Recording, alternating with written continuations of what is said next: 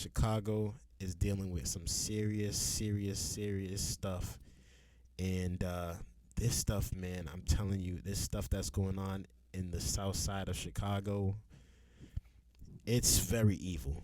It's very evil. And we just want to keep bringing light to the situations, to the people, because, at the end of the day, we want this place to be better. We want these people to do better. We want to be better people. Let's tune into this next video.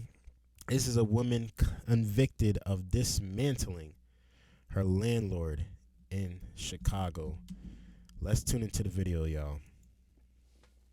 Oh, that breaking news from the last hour. A guilty verdict in the case of a woman accused of killing her landlord and stuffing her remains in a freezer. And Alyssa Donovan live at the Cook County Criminal Courts building with the story now. Alyssa? Yeah, Ray and Micah, a very late night tonight at the Cook County Courthouse. Those jurors started deliberating at 2 p.m. this afternoon. They finally reached a verdict tonight just before 9:30. That judge requesting they continue until then and hoping that they would come to a verdict, and they did, finding the defendant guilty on all charges. 37-year-old Sandra Kalalu showing little emotion as the verdict was read, guilty of first-degree murder, dismemberment, and aggravated identity theft in the gruesome death of her landlord, 69-year-old Frances Walker. Walker was reported missing in October of 2022. Chicago police discovered her body parts inside a freezer in her home during their investigation into her disappearance. Kalalu killing and dismembering Walker following an argument that was heard by other tenants. Walker had planned to evict Kalalu. Walker's phone and credit card were found in Kalalu's possession, and according to prosecutors, Kalalu's DNA was found on the bags that the body parts were stored in inside the freezer. Kalalu's attorney attempted to steer the jury away from their client, pointing to Walker's husband as the murderer, pitching his motive as profiting from her estate. Walker's family embracing each other in the courtroom and shedding tears during the verdict. Here's what they had to say. Now, this did happen a couple years ago, but the verdict just came out for this woman, and obviously it was a unanimous decision. This is more violence, more evil, and obviously more prayers up to the families. But I can't imagine how evil this place is. I can't imagine. I've never been to Chicago, and I've heard so many good things outside of the south side of Chicago. I've heard plenty of good things. I heard it's a beautiful place, some good scenery.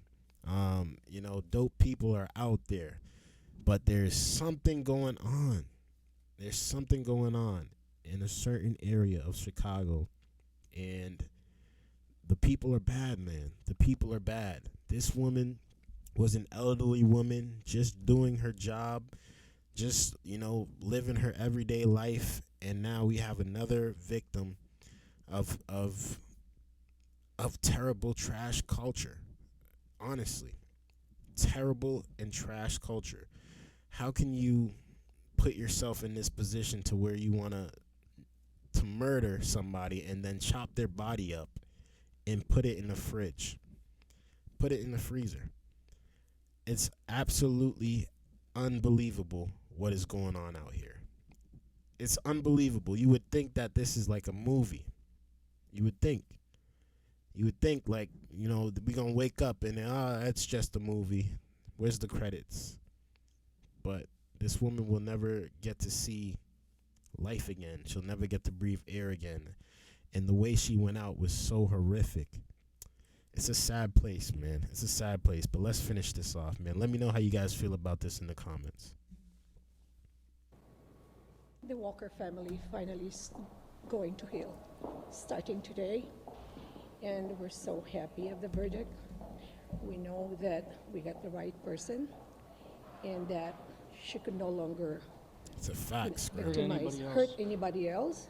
I believe justice was done, and I'm glad that society will be a little bit safer without this person out there.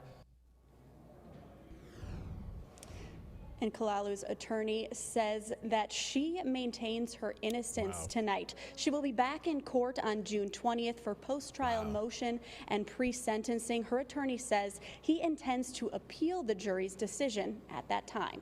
We're live tonight at Cook County Courthouse. Alyssa. And they want to appeal the decision. I can't possibly understand. I can't possibly, and I probably will never understand, but praying for the family. That's sad, man. We're praying for the family. We're praying that they get their peace. I honestly know that there's pretty much nothing I can say. There's probably nothing anyone can say for them to really get the justice that they deserve. And it's a sad state for them.